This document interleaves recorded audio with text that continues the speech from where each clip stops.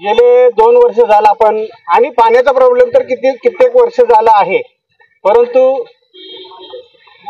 जलकुंभ 2 बांधले गेले करोडो रुपये खर्च करून.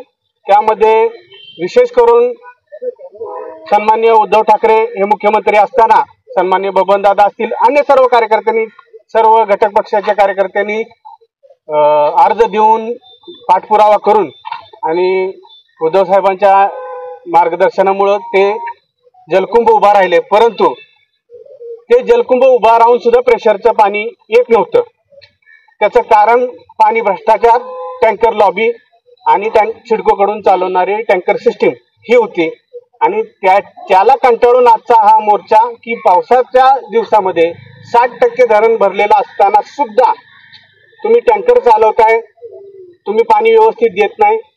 यासाठी तळोजा फेडरेशन असेल, शिवसेना असेल, शेका पक्षाचे कार्यकर्ते असतील, खारघर आणि तळोजा येथील काँग्रेस आणि राष्ट्रवादी यांचा देखील सपोर्ट होता. सर्व जनता तळोजाच्या विविध सोसायटीच्या फेज 1 आणि फेज 2च्या सर्व सोसायट्या आज उपस्थित होत्या.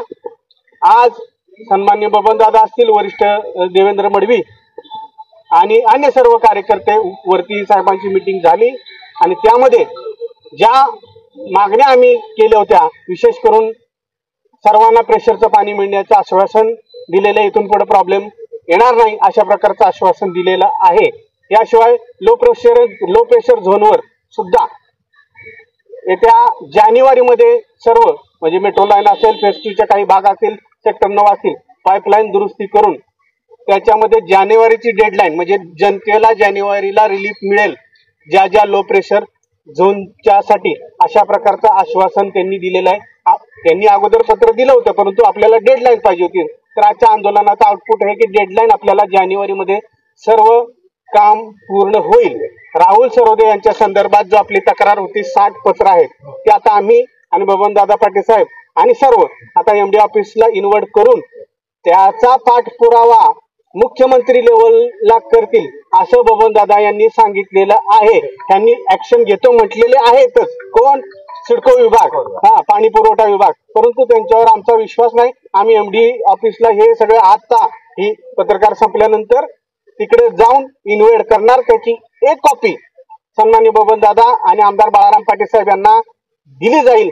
आणि मग आता बबनदादांना तुम्ही विचारा पुढची ऍक्शन ते काय करतील. चांगली नाही असं 60 ते 70 सोसायटीच्या आता आणि अजून आणखी काही पत्र येणार आहेत. महिलांशी उद्धटपणे फोनवर, पाणी नसल्यावर लोक फोन करणार टँकरला, भाषा चांगली नाही. आणि आमचा असा आरोप आहे की जी सिस्टीम बिघडते तर त्याच्यात कर्मचारी इन्व्हॉल्व आहेत.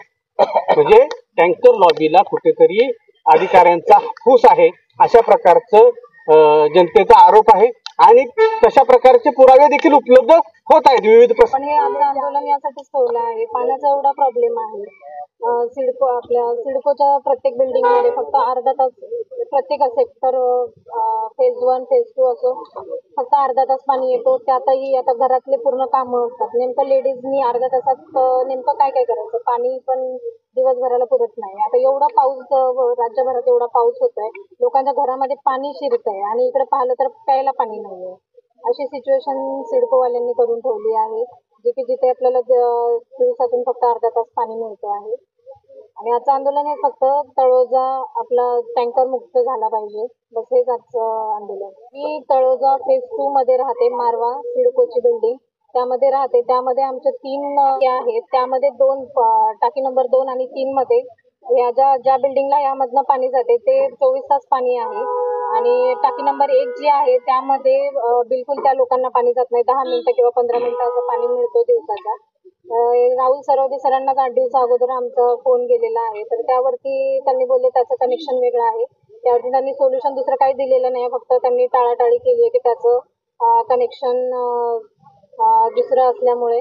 बस बाकी काहीच नाही. त्यांच्याकडनं असं काही रिस्पॉन्स पॉझिटिव्हली मिळाला नाहीये. आता बोलले तर आहे जानेवारीपर्यंत व्यवस्थित रेग्युलर पाणी होईल. बघूया आता ते करतात आहे तोपर्यंत.